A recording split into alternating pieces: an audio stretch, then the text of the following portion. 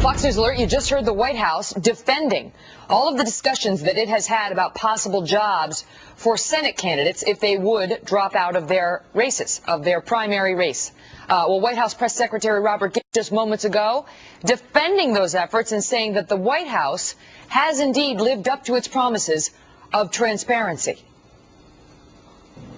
Do you think that the White House has been transparent about this? It seems like the details of this, if in fact it's legitimate, have rolled out later on. If in fact what is legitimate? That has the White House been transparent about these offers? If in fact nothing's done wrong, why has it taken so long for all this to come out? I think you all have received quite a bit of information and over the past week on this, and I do believe we've been transparent. Yes. You do? I do.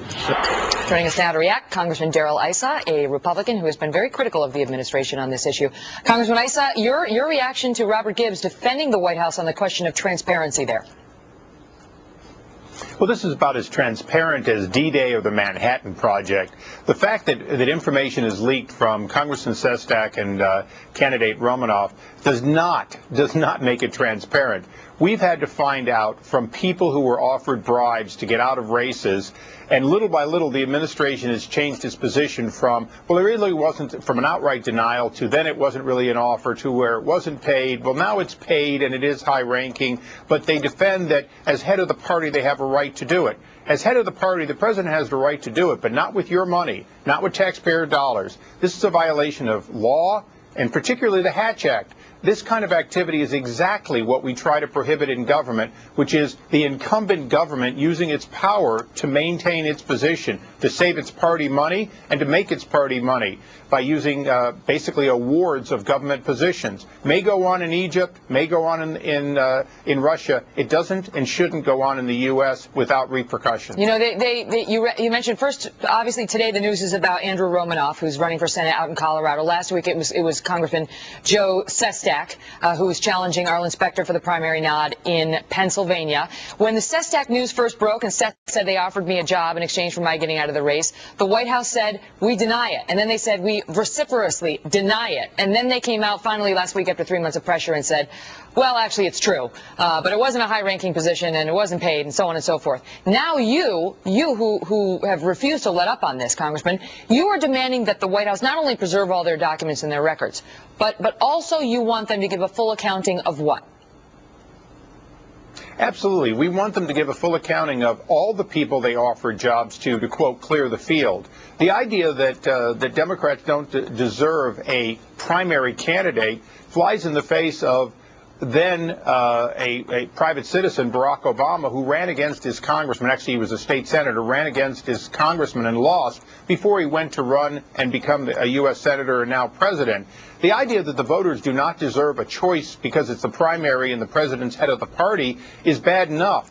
But if they used, as they clearly did, the office of the president, the power of the president, the employees of the American people to basically bribe people into getting out of races or try to, we want a full accounting. And since they say it's not unethical or illegal, they certainly should be willing to share all the records of all the people in which they cleared the primary, not just the ones they tried to and failed, but the ones they succeeded and denied the people of those districts the opportunity to have a primary that included people of different ideas in their own party. Well, there are still a lot of questions, Congressman, about even the statements they issued last week when it comes to Congressman Sestak. You know, the White House saying in its statement that there had been contacts, plural, between the White House and Sestak, but the only one they actually admitted to was when President Clinton called Joe Sestak, and both parties say that Sestak declined the offer to get out of the race. So if the White House is telling us on the one hand that there were contacts, plural, but they're only detailing the one, is there any authority by your committee in the House, the Oversight Committee, to press them further,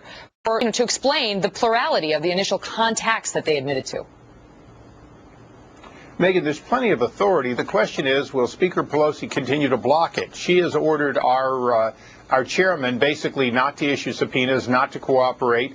And so where Henry Waxman was able to do these kinds of investigations under the Bush administration, and did many of them, and rightfully so, we're being blocked. The only way we get anything is piece by piece because of the press's activity. And thank God for a free press that keeps pushing the administration to do what it clearly doesn't want to do, which is to be transparent. This is not being transparent when you simply, little by little, own up to what we can already prove. And understand, the violations of the Hatch Act, these are regular investigations that have gone on in the past, and we're going to be pushing to see that they go on in the future. These are violations of the law. They are unethical. And, you know, one of my colleagues famously erupted with the word "you lie" during a presidential address, and he was chastised rightfully so for it. But I'll tell you here today, they're not telling the truth. They haven't been telling the truth. They don't seem to know what the truth is. And our job is to make sure that they do not get rest or peace until they tell the truth, the whole truth. All right, Congressman Darrell Issa, thanks so much for coming on with your insights. Thank you, Megan. This just in, Fox